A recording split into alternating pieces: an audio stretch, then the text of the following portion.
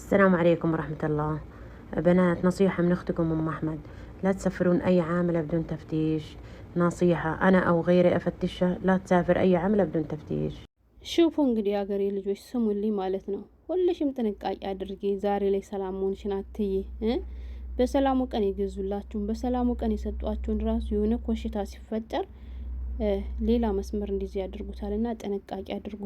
በፊት አብረው የሚሰሩ ሰራተኞች ነበር የሚፈሩት። አሁን ግን አንዳንድ መዳሞችን በተለይ ደግሞ እነሱ እየፈለጉን እኛም ፈልግን ብለናቸው የምንሳፈር ከሆነ ለሆነ ክፋት ስለሚፈልጉን ባልዋልንበት ሊያውሉን ይችላሉና ጥንቃቄ አድርጉ ማለት ነው።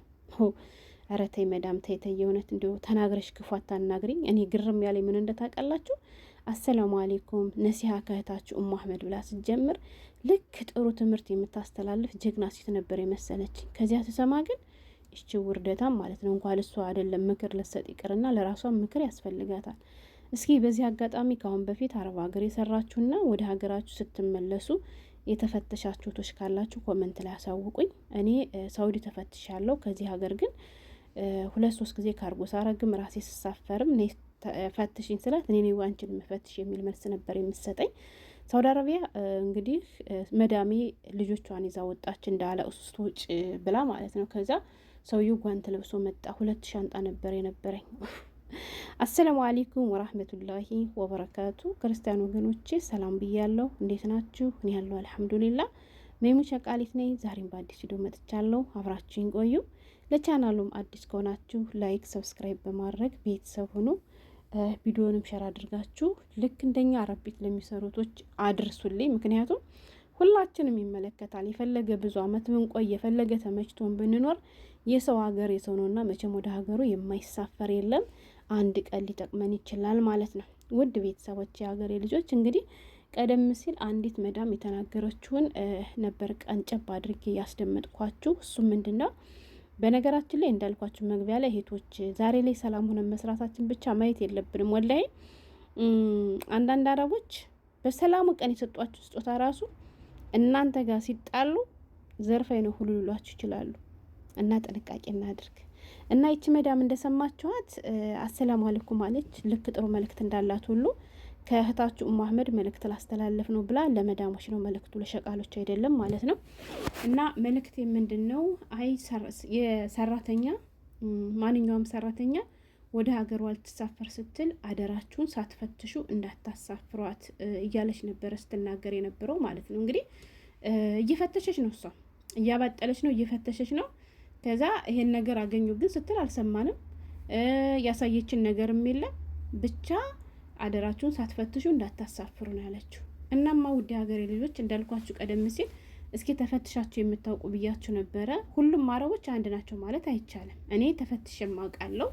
ከዚህ ቤት ደግሞ ወደ 2-3 ጊዜ ካርጎ አድርጌ ያለው ራሴም ተሳፈር ያለው አልሐምዱሊላህ። አንድም ቀን ተፈትሽ አላውቅም። ነይ ብያት እኔ ነይ ያልኳት ለምን መሰላችሁ? ሳውዲ ሰራበት በነበረው ሰዓት ወደ ሀገሬ ልሳፈር ስል የነበረው 2 ሻንጣ ትልልቅ ሻንጣ ነበረና መዳሜ እንዳልኳችሁ ህፃናቶቹን ይዛ ከቤት ወጣች። ስትወጭ ካዩሽ ያለቅሳሉ ብላ ከዚያ ሰውየው ከእናቷ ቤት አድርሷት ከመጣ በኋላ ጓንት ለብሶ ወደ እኔ ክፍል መጣ። ሲመለስ ከጓደኛው ጋር ነበር የመጣው ማለት ነው። እና የመይሙና ማለሽ በሹፍ ሻንጣ በፈትሽ ሻንጣ ሲለኝ እሺ አልኩት። እኔ ግን እንደሚፈተሽ አላቅም። እዚያ በፊት እንደዛሩ ስለ አረብ ሀገርም በሰፊው የሚያስተምር በሰፊው የሚመክር ሚዲያ ላይ ሰምቼ ማይቼም አላቅም። በቃ ከዛ በኋላ እሺ አልኩት። ረትቤ ጨርሼ ቁልፍ ራሳችሁ ገዝቶልኝ ሻንጤን እኮ ቆልፈዋለሁ። ከዛ እኔ ክፈችው አለኝና ከፈትኩትና ሁለቱም እጆቹ ጓንት ለብሰው መጥተው ፈተሽ በትንትና አደረገብኝ የረተብኩትን ሁለቱም ሻንጣ ወላሂ። ከዛ ከበታተነብኝ በኋላ ምንም ነገር አላገኘም። እንትን ስራ ብለሽ ተልተሎ ብለሽ ረተቢው አለኝ ማለት ነው። ድጋሚ ያሰባችታል። እሱና ጓደኛው ሳሎን ተቀመጡና እኔ እንደፈረደብኝ በአዲስ መልኩ ልብሴን ረተብኩኝ ማለት ነውና ከዛ ስላየው ነበር ያ ሰውዬ እንደዚያ ሲያደርግ ስላየው ነበር እኔ ይቺ መዳሜ በተደጋጋሚ ካርጎ ሳረግም ስሳፈርም ማማታሊ ፈትሻኔ በረትብ አቅራጢ ምናምን ስላት እኔ ነኝ አንቺን እንደ የምፈትሸው ከወሰድሽ የሚጥቀምሽ ካልወሰድሽ ስራሽ ነው የሚያወጣሽ አናሽብሽ ምስል በናት ይለሽ ያኔ ለምንድን ነው የምፈትሽሽ ምናምን ነገር አለች ማለት ነው። እና ሁሎችም አንድ አይደሉም። ግን ደግሞ የሀገሬ ልጆች ጥንቃቄ ማድረግ አለብን። በተለይ እንዳልኳችሁ እነሱ እየፈለጉን እኛ አንፈልግም ብለን የምንሳፈር ከሆነ ባልዋልንበት ሊያውሉን ይችላሉ። በሰላሙ ቀን የሰጧችሁን ስጦታ በሰላሙ ቀን በተለይ የራሳቸውን እቃ ሲረትቡ አንዳንድ አረቦች አይታችኋቸው ከሆነ የቆየ ከሆነ ወይም ፋሽሎ ያለቀበት ወይም ደግሞ ገዝተውት ሳይጠቀሙትም አንዳንዴ ይሄን ነገር አልፈልገው የሚሉና አብራችሁ ስትረትቡ ውሰጁ ብሎ ይሰጧቸዋል ማለት ነው። ከዚህ እኔ ዱባይ እንደዚህ ያለ ነገር የለም። ትሞታታለች እንጂ የማትፈልጋት ነገር ብትሆን ራሱ ለኔ አሰጥም ብትሞት ማለት ነው። ወላሂ በዚህ አጋጣሚ ልንገራችሁ፣ ኢራኒዎች በጣም ብልጥ ናቸው፣ በጣም ዘረኞች ናቸው። ሲበዛ በጣም ዘረኛ። ወላሂ የተረፈ ምግብ እንኳን የሚሰጡ ለኢራኒዎች ፈልገው ነው። እሺ እኛ አካባቢ አሁን በጣም ህንዶች አሉ፣ ፓኪስታኖች አሉ፣ ድሆች ማለት ነው። ለነሱ ከሚሰጠው ዱካን ውስጥ የሚሰሩ የራሳቸው ዱካን ያላቸው ኢራኒዎች አሉ።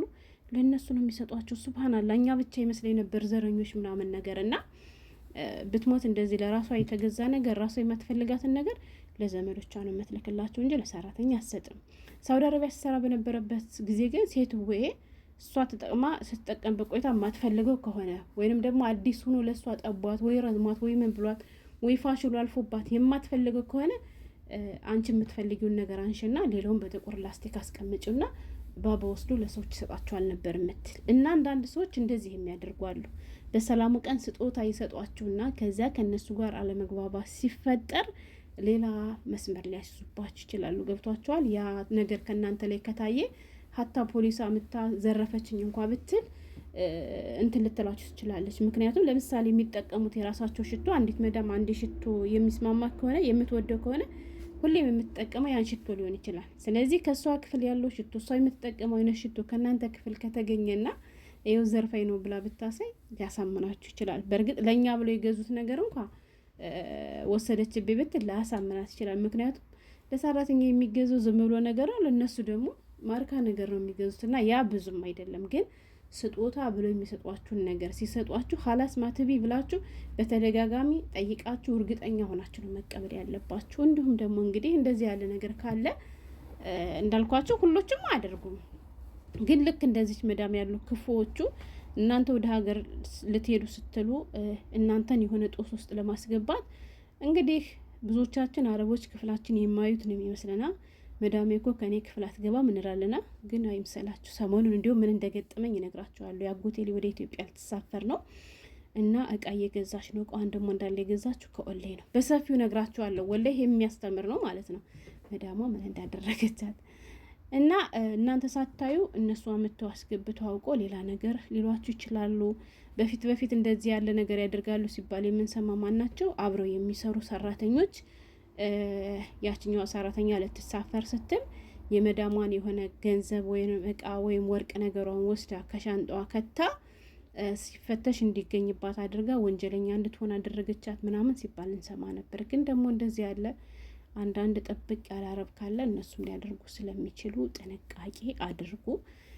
ከመውጣታችሁ በፊት ሻንጣችሁን እርግጠኛ ሆኖ ማለት ነው። ማለት ረትባችሁ ከጨረሳችሁ በኋላ ራሱ አረጋግጡን። ለምትሉ እኛ አሁን ወር ሲቀረን ሳምንት ሲቀረን ሻንጣችን ረትበን ጨርሰን ቆልፈን ምናምን ልንተው እንችላለን አይደል? እነሱ ደግሞ እኛ ሳናቸው ገብተው የሆነ ነገር አድርገው ወንጀለኛ ሊያስብሉን ስለሚችሉ ጥንቃቄ ማድረጉ አይከፋም።